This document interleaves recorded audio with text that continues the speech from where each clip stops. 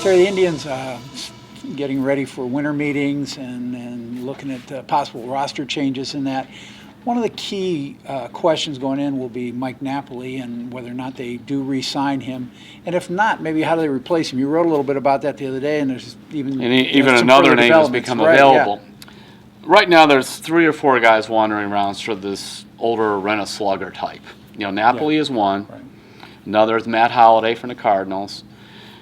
And then you have an interesting one to me, and that is Chris Carter. Just got released by the Brewers. He hit 41 homers, 94 RBIs, batted .222, struck out 206 times. Okay. But you look at Napoli's numbers, 34 homers, 108 RBIs, hits .239, he strikes out 194. Very similar, yeah. They want to get one of these guys on one of these one-year deals. Right. And as you know, the Indians never been afraid of strikeouts if they feel there's some power to go with it. So, those two kind of guys there. And there's Ryan Howard, but he's like 37, and he hit like 190, and I don't know about that. He really seems on the downside. Really on the downside.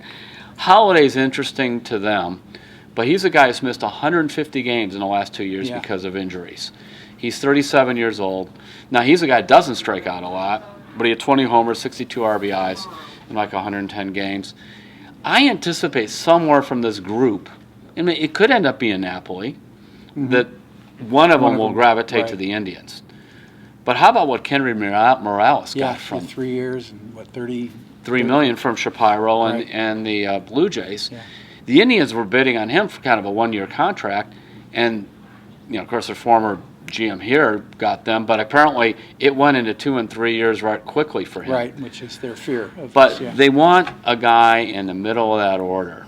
Now, the one thing that Napoli, brings that maybe the other guys don't is he does have the relationship with all the players and everything else. Yeah, and with Francona. Yeah. Now, Holliday's got a lot of that leadership ability, too. I'm not sure on these other guys. And, finally, there's been this stuff about Trevor Plouffe, but that's different. He's not a big-time power hitter.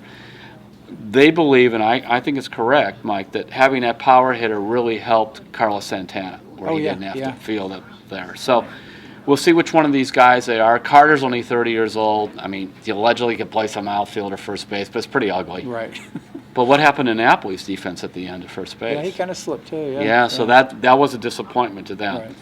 Right. He hit 140 after September 1st through the playoffs. Now, I'm not saying he's done, but you just have to be careful. These guys are 35.